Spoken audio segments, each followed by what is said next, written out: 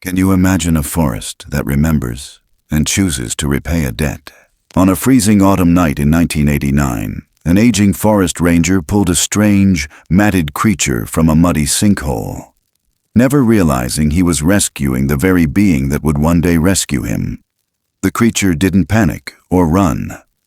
Its eyes, golden, ember-like, locked onto his with an eerie calm, almost as if it recognized him. The truth is, not everything in the forest is truly wild. From that moment on, the man began discovering strange offerings, polished stones, perfectly ripe apples, arranged with care, like messages in a language only the two of them understood. This account was uncovered in a weathered journal found in a forgotten cabin in the Appalachian wilderness. It belonged to Harlan Motes, a man who lived alone in the forest for 15 years. Stay with this video and you'll uncover why a mysterious being might choose to protect a man, what sacred bond can exist between human and nature, and why, to this day, a single red apple appears every fall on a moss-covered step. A young ranger once said, "Every year on the same day that apple returns, the cabin's empty, but in the old sketchbook, two figures still sit by the fire." Miss this story, and you might never grasp the quiet, haunting beauty of a promise kept between a man and something far older than man. The rain had been falling for 3 straight days, cold and slow, like the sky had forgotten how to stop. It coated every surface of East Meyer Crest in a steady gray shimmer, turned the forest floor into a pulpy mess of roots and slick moss, and brought the fog rolling in so thick it felt like the woods were holding their breath. Nothing moved much out there. Not the deer, not the crows. Just the creek and the silence it carved through the trees. On the 3rd morning, Harlan Motes stepped out of his cabin with his coat unbuttoned and the collar turned up.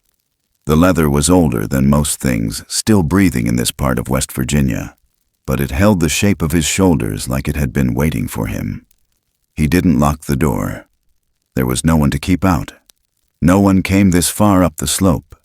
Not anymore. He carried a short-handled shovel and a rusted walking stick, the kind he'd carved himself back in '79 during a blackout winter.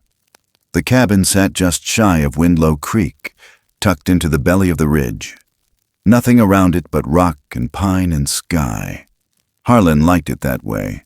Had lived like this for 11 years, since the world folded in on him, since the world forgot his name.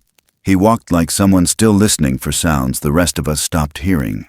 The crunch of old bones in the soil, the creak of roots giving way, the quiet collapse of something that had been too tired to hold on.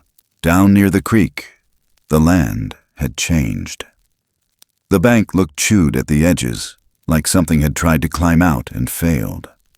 Mud spilled like melted chocolate across the flat stones, and the water foamed with twigs and broken leaves.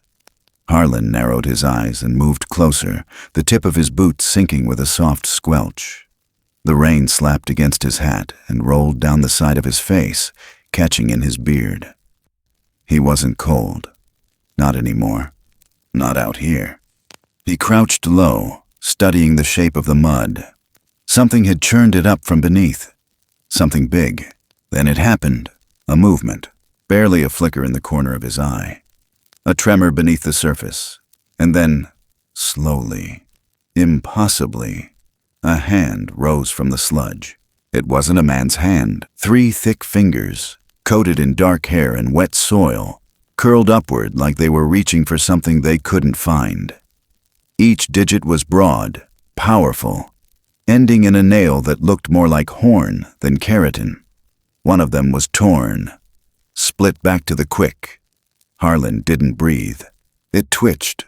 His body went still as the trees. For a moment, there was only the sound of the creek and the ticking of rain on his shoulders. Then, the thing shifted again, struggling as though the earth itself had decided to hold it captive. The fingers clawed at the air once, then dropped back down, swallowed halfway by the muck. A heavy, choking groan leaked up through the water, muffled and thick like it came from lungs packed with gravel. Not animal, not entirely human. Something in between, something left behind. Harlan stepped back, his chest tightened. Not from fear, not yet, but from something older, more familiar, like recognition buried under years of silence. His grip tightened on the handle of the shovel. He looked down at the thing's arm, the way the hair clung to the skin, slick and matted, the way the bone showed through near the joint, wounded, starving, dying. His mouth felt dry. He turned away. He didn't even know why. Habit, maybe. Instinct. It should have been enough. He should have walked. But then, that sound again. Not the groan. This one was softer. High-pitched. Choked. It was the sound he hadn't heard in over a decade. Not since the day his daughter died in a hospital bed up in Fairmont. Lungs drowning from the inside out. Her breath rasping through split lips like broken glass against tile. That same sound. That same desperate plea. Something cracked inside him then, low and sudden, like the splinter of a tree struck by frost. He turned back. The creature, whatever it was still half buried in the earth, but its eye was open. Just one. Amber-colored. Glossy with mud but burning underneath, like the last coal in a dying fire. That eye locked onto his. It didn't glare. It didn't growl. It begged, and Harlan Motes, a man who hadn't heard his own voice in weeks, stepped forward through the mud and whispered under his breath. Not to the creature, not to the trees, but to something deeper, something broken in the marrow of his bones. "All right," he muttered, jaw clenched. He reached out. The skin was rough, hot to the touch under all the grime. The fingers didn't curl around his, but they didn't flinch either. He braced his weight and dug into the mud with both hands, feeling it suck at his arms like it wanted to pull him under too. The rain poured harder. Windlow Creek hissed louder. The trees groaned. And somewhere deep in the woods, something watched. Waiting. He didn't care. His breath came short. His knees ached. But he kept digging. He'd failed once. He wouldn't do it again. By the time he pulled the thing free, his arms were shaking so hard he nearly collapsed on top of it. It rolled slightly onto its side, motionless except for the faint rise and fall of its chest. Blood mixed with mud at its feet. The stink of rot filled the air. A gash on its leg was wrapped in something sharp and rusted, a forgotten trap, its steel teeth buried in flesh, caked with old filth. Harlan stared at it, chest heaving, unsure if he just made the biggest mistake of his life, or the only decision that had ever truly mattered. Somewhere nearby, Rook howled once, long and low. The wind shifted, and for the first time in 11 years, Harlan Motes felt something move in the center of his silence. It wasn't peace. It wasn't fear. It was the weight of being seen. The rain didn't let up. If anything, it came harder, colder, angrier, like the mountain itself wanted to wash away what had just been pulled from its gut.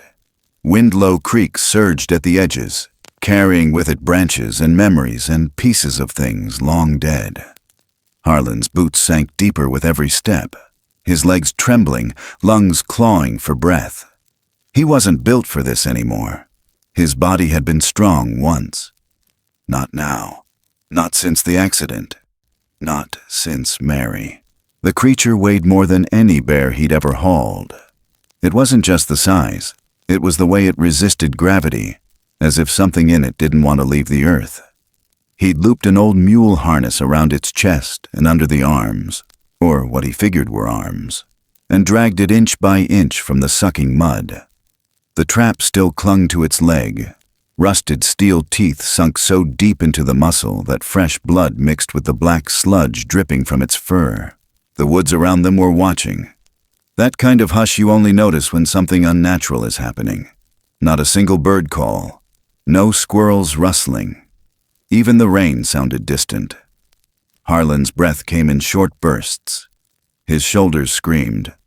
The shovel had long since been dropped, forgotten near the creek bank. All he had now was the harness, the weight of the beast, and a memory pressing into the back of his skull like a hand. He stumbled, fell once, catching himself on a tree root slick with rot. Mud splashed across his chest. His knees hit the earth so hard he tasted iron, but he didn't let go. Couldn't. He cursed low, dragged himself up, and pulled again. The thing behind him groaned. An awful, slow sound, like pain, remembered more than felt. Harlan didn't know if it was conscious. He didn't look back. The walk back to the cabin felt longer than it ever had. Every step came with a whisper from the forest. The old pines bowed under the rain, branches dipping like old men nodding off in prayer. The clouds pressed low. His coat stuck to his back. The ground pitched. His breath fogged in front of him, and for a second he saw her again. Mary, just the shape of her in the mist, barefoot in her nightgown, looking back over her shoulder. He blinked. Gone. He didn't speak. Hadn't. Not since the fire that took her. Not really. Not to people. Not even to Rook, who met him halfway down the hill, ears perked despite the blindness. The old hound sniffed once, stiffened, then fell in beside him without a sound. No bark, no growl. Just quiet understanding. By the time they reached the cabin, Harlan was shaking. His legs buckled as he hit the porch. The harness slipped through his fingers. The creature thudded against the wooden planks, a low, wet sound that made Rook whine under his breath. The door groaned open. Harlan staggered inside, lit the fire with hands that barely worked. Flint sparked. Smoke curled up into the low rafters. The hearth caught slow, orange licking the dry pine like it was starved. He pulled the creature in next, dragging it across the floorboards like a man moving a felled tree. The thing left a dark trail behind it, mud, blood, something thicker. He laid it near the fire. The trap on its leg glinted in the light. He didn't touch it. Not yet. The wound was too swollen, the metal fused too deep. It would need time, heat, and something stronger than whiskey to deal with the infection. Harlan knelt beside it. His hands hovered but didn't reach. The face was half covered in tangled hair, soaked and matted. But under the grime, he could see the bone structure wasn't right. The jaw too wide, the eyes too far apart. The skin wasn't quite skin, coarser, leathered. But it wasn't animal either. There was something symmetrical, deliberate, built with purpose. The firelight caught one of its eyes. Just a flicker, amber. And there, reflected in that glassy surface, just for a second, was her again. Mary. Not the way she looked before, but the way he remembered her when she was sick. Fragile, pale, still trying to smile. Her photograph was on the mantel, tilted from where the heat had shifted the wood. And in that reflection, it shimmered, burned bright, like it belonged inside this thing. He didn't move, didn't blink. The breath in his chest didn't come. Rook made a soft noise behind him, pawed gently at the floor, as if he too felt the room tilt. Then, just above a whisper, Harlan said it. The words cracked, unused for too long. I'm sorry. He didn't know why. Not really. He wasn't speaking to the creature. Not directly. Maybe to the girl in the photo. Maybe to the part of himself that had been buried deeper than any trap. But the sound filled the room like thunder. A man's voice not heard aloud in years. It echoed against the stone, faded into the corners of the cabin, and disappeared. He sat back.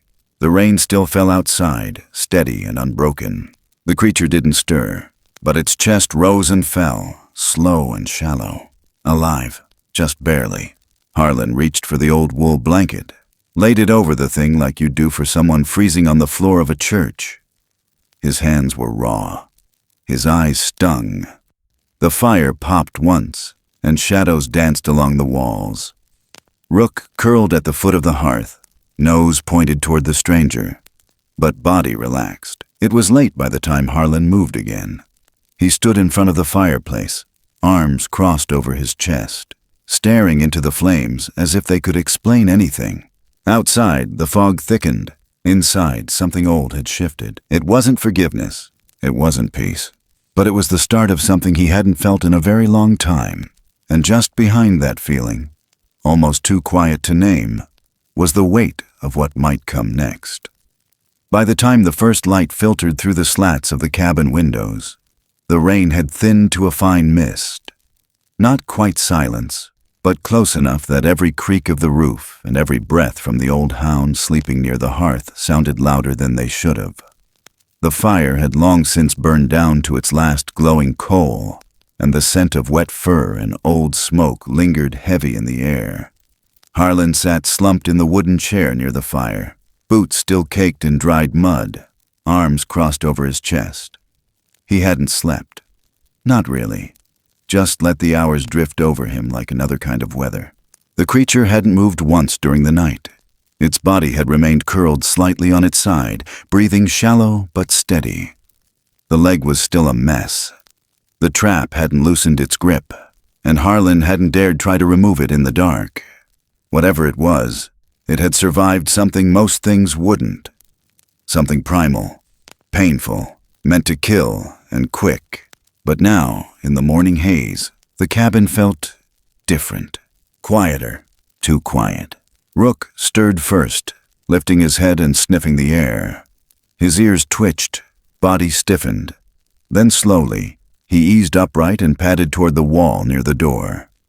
No bark, no growl.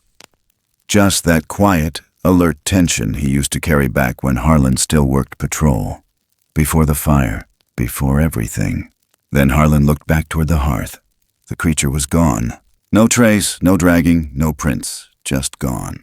The blanket lay bunched in a heap, still damp from the night before. The floor where it had bled was dry now, scrubbed clean. Not a drop remained. Not in the cracks of the wood. Not along the baseboard.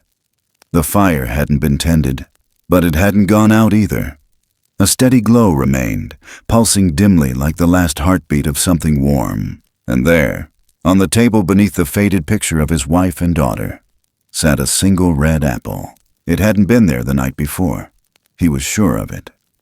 Harlan stared, motionless, chest tight, throat dry. It looked too perfect, too red. Not from any tree on his property. He hadn't grown fruit in years. His last tree had rotted out from the base during a frost in '85. No one had come near the cabin since then. There was nowhere nearby to buy anything. No one who'd bring him something like this. Not out here. Not this deep into Eastmire. Beside the apple was something smaller. At first, he thought it was bark, but when he leaned in closer, he saw it wasn't. It was a piece of pine cone, not just broken off, but carved, smooth-edged, etched with care. The spiral on its surface was deliberate, tiny cuts curling inward in a way that pulled the eye to its center. Harlan blinked, and his stomach turned, because that spiral, it was the same symbol he'd scratched into the headstone of his daughter's grave the day they buried her. A swirl, rough and shallow, cut into stone with a pocket knife, because the funeral home had left the plot marker blank, and he couldn't stand seeing her name without something sacred beside it. Now it was here, whittled into pine, next to a spotless apple. Harlan didn't touch it. Not yet. He stepped back, eyes scanning the room. The door was unlocked, just barely ajar. He hadn't left it that way. Cold air leaked in through the crack, bringing with it the faint smell of moss and something sweet, like wet cedar. He pushed the door open. Rook followed without hesitation. Outside, the world looked unchanged. The mist clung to the treetops. The ground was soft beneath his boots. No footprints, no blood, nothing broken or moved. He circled the cabin once. The woods didn't answer. Not with movement, not with birdsong. Just that same hush, a feeling like being watched without menace. Studied. Back inside, Harlan stood before the table. He looked at the photo again. It hadn't moved, but the light hit it differently now. Warmer, like the glass was glowing faintly from the inside. He sat down, reached out. Fingers hovered above the apple, then slowly picked up the pine cone piece instead. He turned it over in his hand. It was warm, somehow. Not just from the cabin's heat, deeper than that. Like it had been held, cherished, left on purpose. He traced the spiral with his thumb. Then he looked down at the apple, still untouched. Too red, too real. He didn't eat it. He didn't throw it away either. Instead, he left it on the edge of the porch, just beneath the old black pine that leaned too close to the roof. He placed it gently on the ground. No words, no ritual, just instinct. And then he went back inside, closed the door, and waited. Morning bled into afternoon, and still nothing. He drank coffee gone cold, read the same page of a book 4 times. By sundown, he'd almost forgotten why his chest still felt tight. But when he stepped outside again, just after dusk, the apple was gone. In its place, on the first step of the porch, lay a stone. Not just any stone, amber-colored. Not polished, not chipped. Set deliberately, it caught the last of the evening light and glowed faintly, like it remembered fire. Harlan bent down slowly and picked it up. It was heavy for its size, dense, ancient. Rook stayed by the door, ears forward, body still. The forest whispered again, not loud, not menacing, just present. Harlan stared at the stone, then at the trees, then back at the empty ground where the apple had been. He didn't speak. He didn't have to. Because somewhere out there in the deep, something was listening. Not hunting, not stalking. Listening. And for the first time in years, Harlan felt like maybe he wasn't as alone as he thought. Not anymore. Not quite. The next morning brought frost. Not hard enough to kill, but sharp enough to remind the trees they were losing time. Mist still hung low around Eastmeyer Crest, rolling across the ridge like breath that never left the lungs. The old pine near Harlan's cabin glistened with dew that hadn't quite frozen yet. Rook waited by the steps, tail slow, ears pivoting toward sounds only he could catch. Harlan stepped out with the apple in his hand, still red, still unblemished, and placed it on the mossy root as he'd done each morning for nearly a week now. Same place, same quiet ritual. He didn't know what it meant, if it meant anything at all, but he kept doing it. Something in him insisted. Every time he offered one by sunrise, it was gone, and each morning after, in its place, something would be left. The first was the amber stone. Then came a flat piece of shale with a single groove cut down the center, worn smooth from water and time. After that, a small wooden bead, carved from what looked like birch, notched at 3 even intervals. Then a feather, not from any bird he recognized, long and black with streaks of copper down the center vein. Each object was left in silence. No sound of approach, no shifting of trees, no broken twigs in the underbrush. Just exchange. Like the rules had been written long before either of them remembered how. He kept them all in a small bowl on the windowsill now, one by one, lined up like tokens from a place no map could reach. And something changed in the air when they began trading. Not loud, not obvious, just stillness. The kind that made the forest feel thicker, older, more awake. He found himself walking slower near the tree line, pausing more often to listen. His hands itched to make things, not to trap or to carve, but to remember. He'd found an old graphite stick at the bottom of a drawer, half worn and wrapped in cracked masking tape. The moment it touched paper, his fingers moved like they'd never forgotten how. The first drawing was rough, just lines, shadows, but the face came to him like smoke curling up from a fire. Long jaw, deep-set eyes, the brows heavy with weight. Not menace, not even sadness, just time, layers of it, woven into every line on its face like bark wrapping around years. He named it Ember Eyes. He didn't say the name out loud, not even to Rook, but he wrote it once in the corner of the sketch, then tucked the paper behind the stone bowl like a secret no one had asked for. Each night Harlan sat by the fire, the pine logs popping soft against the stone, and he'd watch the door, not with fear, with expectation. He never locked it anymore. Sometimes, when the wind blew just right. He swore he could hear something shift beyond the tree line. A weight, a breath, but it never came close. Not loud enough to disturb the stillness, just enough to let him know he wasn't unobserved.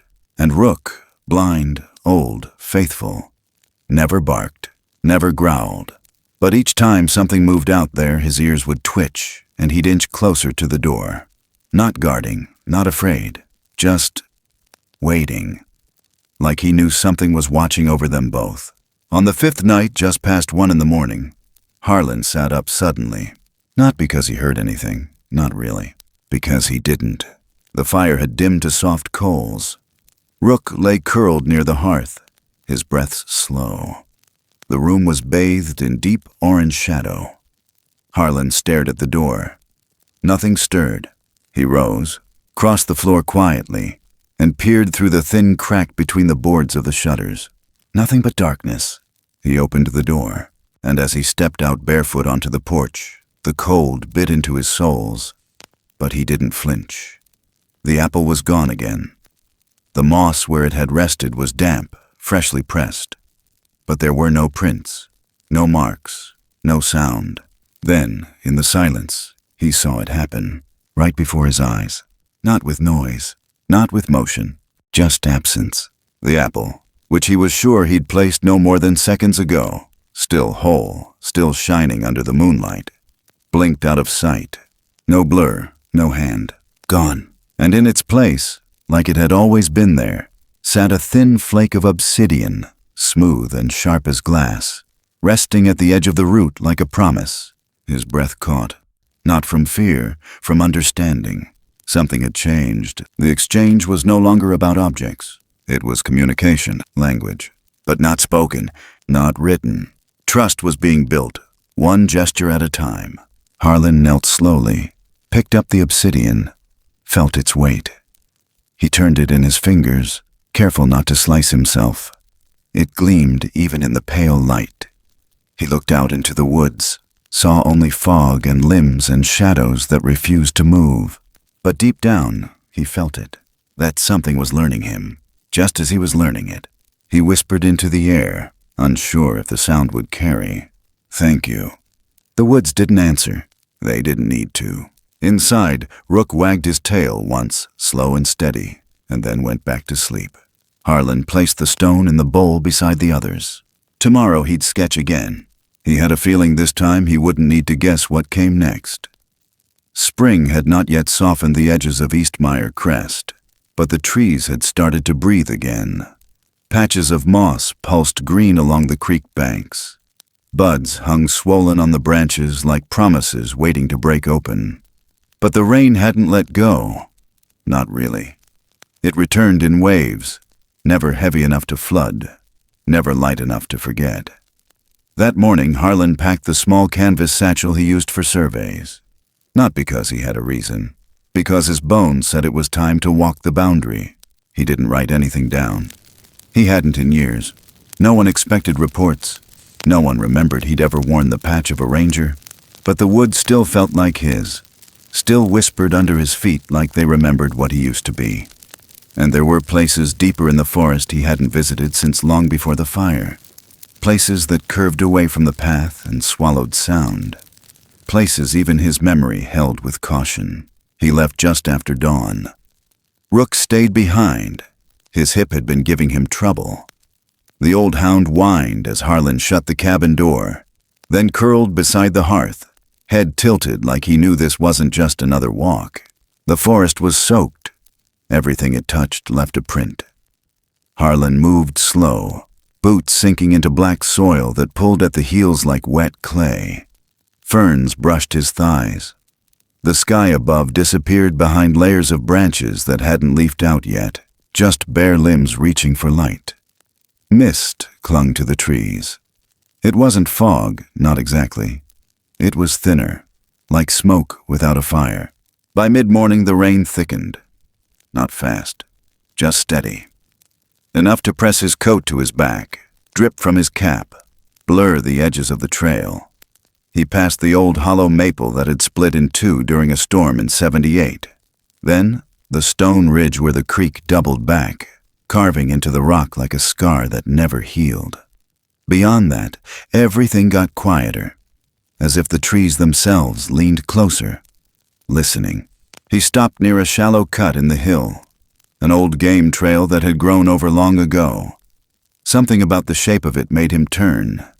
He stepped off the path and followed it in, ducking under low-hanging limbs, boots sinking deeper now, the ground growing soft beneath him. And then it hit him, a sound. Low, distant, but not far enough. It wasn't wind, wasn't a branch cracking. It was a howl. No, not even that. It started as a moan, long and drawn from deep inside something wounded. Then it climbed, slightly, into a shape that sounded like grief pulled through teeth. He froze. It didn't repeat. Just once. But it didn't feel like it came from a throat that wanted to be heard. It felt like a warning. The woods leaned in tighter after that. Light dimmed beneath the clouds, and something in the rain changed. It wasn't just falling anymore. It pressed sideways, against his cheek, into his coat, like it wanted to drive him back. But he didn't turn around. He walked slower, more deliberate, and then the ground gave out beneath his boot. Not all the way, just enough for his leg to sink to the knee. Mud grabbed at him like it had hands. He cursed under his breath, yanked himself free, stumbled against a tree trunk, breath ragged. Then the cry came again, this time closer, and clearer. Still not human, still wrong, but layered, like it carried pain from more than one mouth. He knew that sound. Not from any recording, not from memory. From the woods themselves. It was the sound they made in '76, the night they lost the man with the pacemaker down near Devil's Cleft. Harlan had been new then, still green. The man went missing after sunset. Harlan heard something like that howl echo through the canyons hours before the bloodhounds picked up the trail. He didn't follow it then. He didn't tell anyone what he heard. They found the man's body 2 days later, his chest torn open. No sign of a bear, no drag marks, just silence. He thought of that howl every winter since, and now it was back. He moved forward faster, not out of bravery, out of instinct. The sound had come from the ridge above the creek bed, just past the bend. He climbed the slope, boots slipping in the runoff, hands scraping against stone. The trees parted, and the sky cracked. Thunder rolled like something ancient shaking loose. And in the distance, through the veil of rain, he saw a figure move. Not a shadow, not imagined. It stepped between trees so massive its head nearly brushed the limbs. Its gait was slow, its shoulders hunched, but its presence hit like cold water, like a pressure drop before lightning. It didn't look back, it didn't run, but its path curved away from where the sound had come, as if circling something. Harlan ducked, waited. The figure disappeared into mist. No sound followed, not even birds. He stayed still for a long time after that, listening, breathing, trying not to hear his own heart clawing at his ribs. Eventually the rain slowed, the wind picked up slightly, and the woods exhaled again, but not with peace, with anticipation. He turned back, not because he was finished, because something was, and whatever it was, it had let him hear it. Not once, but twice. He moved faster down the trail. The shadows behind him didn't follow, but they didn't recede either. They just waited. By the time he reached the cabin again, night was pressing in.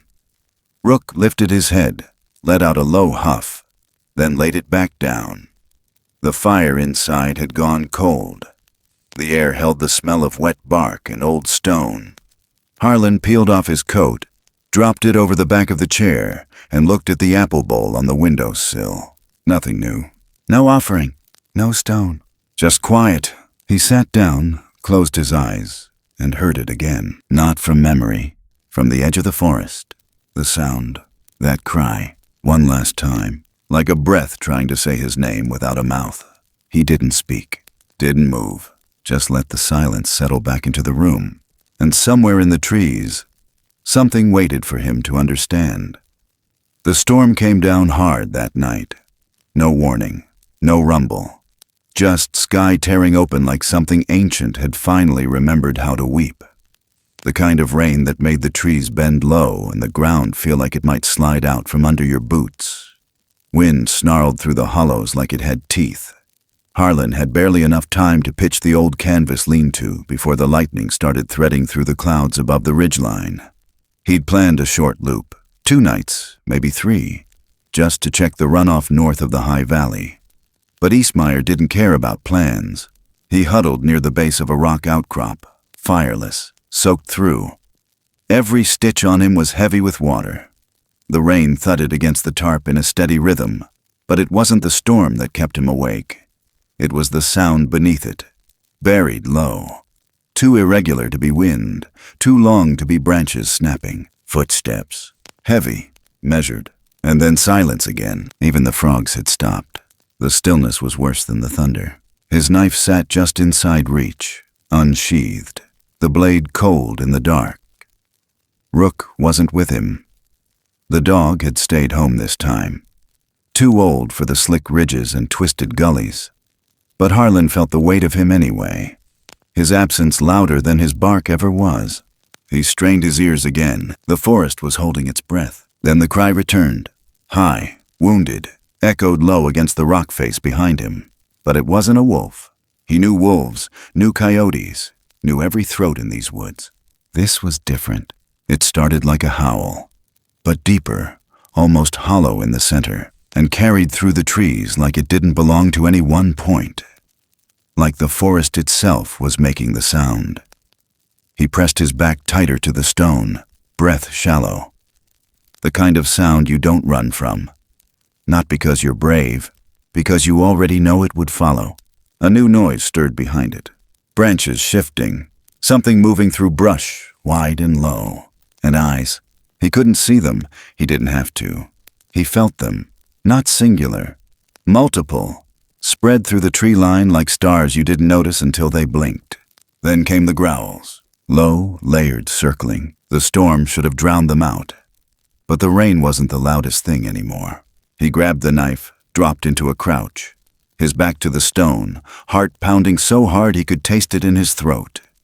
Shapes moved in the dark, long, lean, gliding just past the reach of his vision. And then one stepped forward. A wolf, but not like the others. It was huge. Its shoulders too tall, its head too wide, its fur soaked down like it had crawled from the river bottom. Its eyes glowed dull white in the dark. Not the sharp glint of curiosity. Hunger. It bared its teeth, stepped closer. Harlan didn't move. His knife wouldn't matter, not against this. More emerged behind it, circling, calculating. Then, a tremor in the ground, so small, so sudden, like the earth had inhaled. The wolves paused. The big one turned its head just slightly, and from the dark beyond the trees, a shadow moved. Not fast, not loud, just presence. And everything changed. The wolves stepped back. Then a sound rose, impossibly deep. It wasn't a growl. It wasn't even a roar. It was pressure made into sound. A blast of breath that rumbled through the trunks and echoed down the valley like a memory you could feel in your teeth. It shook the rain loose from the leaves. It made the big wolf crouch. Then came the figure, from the left, stepping into the storm as if it didn't notice the rain at all. Towering, broad-shouldered, fur matted and gleaming under the flash of lightning. Its silhouette blurred at the edges like fog didn't know whether to hide or reveal it. Ember eyes. He didn't charge. He didn't scream. He just stepped forward once, and the wolves scattered. No yelp, no fight, just gone. The big one bolted first, crashing through the underbrush with a snarl. The others followed, fading into the dark like they'd never been there at all. Harlan stayed crouched, frozen. The creature turned. The same eyes, amber, lit from inside, like something burning soft behind glass. It walked toward him, slow, deliberate. No threat. It stopped just 10 feet away. The two stared at each other through rain and silence. Then Ember Eyes knelt, lowered its head, extended one massive hand, palm up, open. Harlan stared. His fingers trembled, and he stepped forward, just enough to close the gap. His hand reached out, hovered. And then, the creature leaned in and placed its brow gently against Harlan's palm. The skin was warm, coarse, alive. Not beast, not man, something else. Something that remembered. Harlan didn't speak. He didn't move. He stood there, the rain pouring down around them, his hand resting on the head of something the world said couldn't exist. And in that moment, there was no past, no grave, no storm, just the stillness between breath. Then Ember Eyes stepped back, melted into the tree line, gone, and Harlan was alone again. But it didn't feel like absence. It felt like something sacred had been returned. And somewhere in the trees, something had decided he was worth protecting. It had been 11 days since Ember Eyes last appeared. The forest had gone quiet in a different kind of way. Not the eerie stillness before a storm, not the hush of snowfall. This silence carried weight, like something had been removed, leaving an outline in the air where a presence used to be. Harlan felt it most at night, when the fire was low and the wind scraped low through the trees. He'd looked toward the window, half expecting to catch a glimpse of the silhouette standing beyond the glass like it had so many times before. But the window stayed empty. The trees beyond stayed still, and the porch remained untouched. No apples had been taken, no stones had been left. He waited, of course, every morning, every dusk. The red fruit left under the pine tree turned soft, then brown. He didn't replace it. Couldn't. It didn't feel right, like setting a table for someone who'd already left for good. Rook noticed it too. The dog had grown restless. Not agitated. Just different. He'd linger longer by the door, sniff the air with his blind nose, ears twitching toward the tree line like he was listening for something only he could feel. On the 12th morning, Rook didn't wait by the hearth. He stood by the door, tail low, body tense, like some part of him knew before Harlan did that the silence had changed again. That afternoon the wind shifted, not much, just a small breath through the trees. A dry scent carried with it, pine, earth, and something else. Something warm. When Harlan stepped outside near dusk, he almost missed it. There, at the edge of the clearing near the woodpile, resting against the moss-covered rock just beneath the hanging limbs of the pine, was a small wreath. It wasn't made of flowers, not of vines or rope or bark. It was woven from strands of fur, long, thick, coarse, familiar, dark brown streaked with copper and flecks of silver. He stepped closer, slow. The wreath was shaped with precision, too careful to be coincidence. It hadn't fallen there. It hadn't been lost or carried on the wind. It had been placed, set down gently, without sound, like a hand had lowered it in the quietest hours of the morning. Harlan crouched, his breath caught. A piece of him wanted to speak, but the air around it felt too still, too sacred. He didn't pick it up, didn't move it, just stared. A pulse thudded at the base of his throat. Something about the way it sat, the way it curved slightly in on itself, made it feel less like a gift and more like a memory. He didn't sleep that night. He sat by the window with the fire low and the rifle untouched. Rook curled nearby, nose twitching occasionally, but otherwise calm. And when dawn finally broke through the heavy sky, and Harlan opened the door to let the pale light stretch across the porch, Rook wasn't there. His food bowl was full, the fire still warm, but the old hound was gone. No drag marks, no broken latch, just absence. Harlan called once, quietly, but no bark answered. He pulled on his coat and stepped outside, scanning the clearing. He checked the trail behind the woodshed, the slope near the creek. No sound, no movement. Then something caught his eye. A set of paw prints, still damp, still fresh, leading toward the ridge. And beside them, massive, unmistakable, another print. Not canine, not human. 5 toes, wide heel, heavy, set down deep in the earth. He followed them, slowly, deliberately, through the narrow pines, past the twisted root arch near the old ash tree, up to the stone shelf where the mountain opened wide into a clearing. And there, beneath the long shadow of a leaning boulder, Rook lay curled, alive, breathing slow, his muzzle resting on his front paws like a pup in sleep. Beside him, pressed into the earth, was a handprint, not made of flesh, etched in the dirt like something had pressed down, paused, and left a mark behind. And in the center of that mark was a carved heart. Not perfect, not clean, but unmistakably shaped. 2 curves, 1 point, the edges trembling like they'd been made with fingers too large for delicacy. Harlan stood still for a long time. His lungs burned with the need to speak, but he didn't. Couldn't. The air around that stone felt hushed, sacred. He crouched beside the dog. Rook didn't wake, just sighed and leaned gently into his touch. The ground was still warm. He looked toward the tree line again.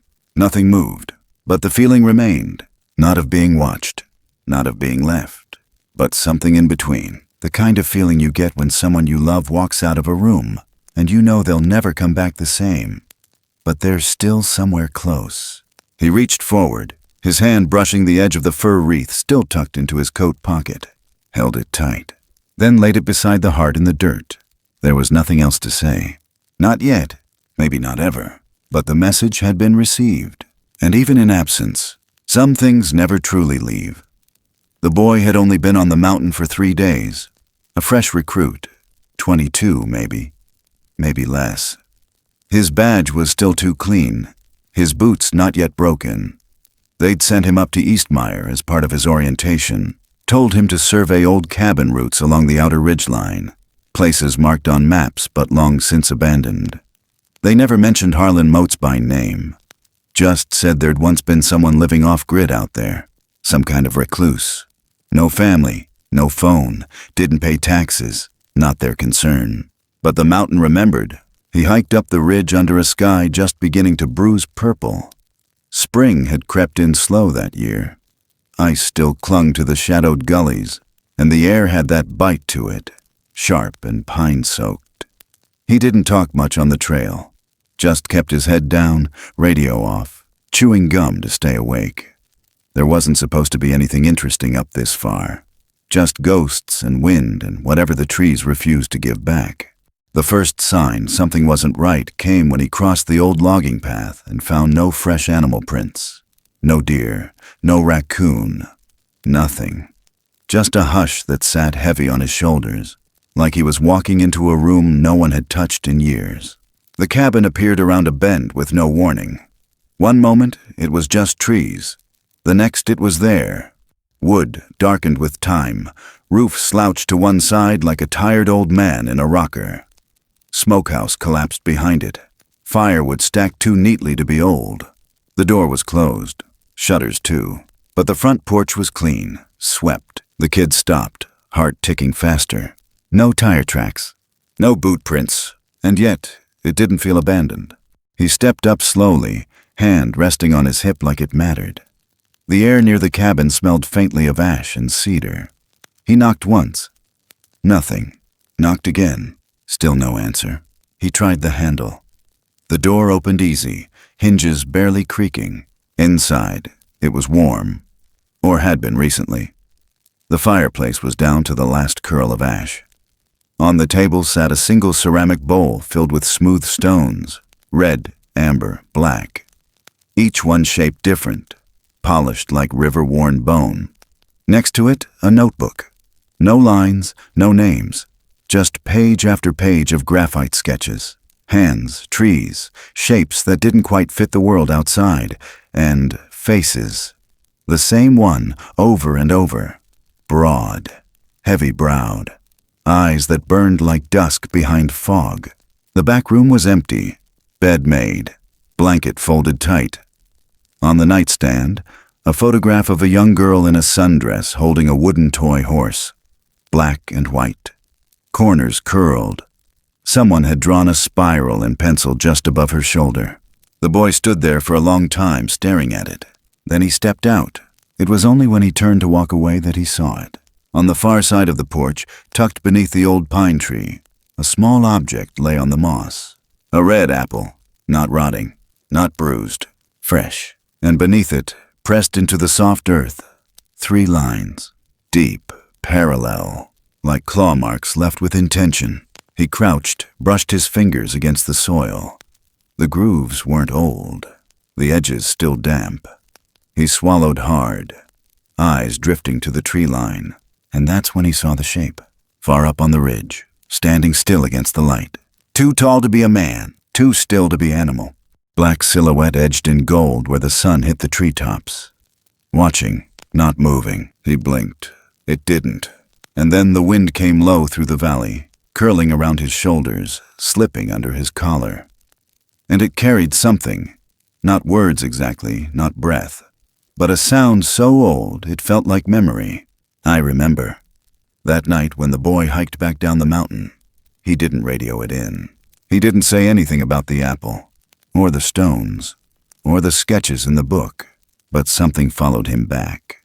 Not in the woods, not on the trail, inside, a feeling, like someone had brushed the edge of his life and decided, for now, to let him walk away. And far up on East Meyer Crest, where the trees closed tight over a cabin that had no lights and no name, the fireplace lit itself again, and the mountain, as always, kept what it had been given. Sometimes what disappears from the world doesn't truly vanish. It lingers, in silence, in echoes, in the spaces between trees or breaths, in the quiet kindness we offer when no one is watching, in the eyes of something we don't understand, but somehow recognize. There are stories not written in ink or carved into stone, but traded through gestures, shared between strangers who never speak, and bound by a trust deeper than words. And when that trust is honored, the wild places remember, not with signs or thunder, but with stillness, with the subtle grace of something staying close long after it's gone. In a world so often deafened by noise, sometimes the truest language is silence, the language of memory, of recognition, of forgiveness that comes not in grand declarations but in a quiet turning back, a soft return, a gaze held just long enough to mean, I see you still, because not every goodbye is an ending. Sometimes it's a beginning we weren't ready to understand, and maybe that's the point, that not everything broken needs to be fixed, and not everything lost needs to be found. Some things once touched by compassion simply stay with us, in the rustle of leaves, the weight of a stone, or the warmth of a fire long after the embers fade. Thank you for sharing this story with us. If it moved something in you, no matter how small, we invite you to leave a thought, a feeling, or even just a moment of stillness in the comments. Don't forget to follow and subscribe for more midnight stories like this, tales that live in the dark but reach quietly for the light.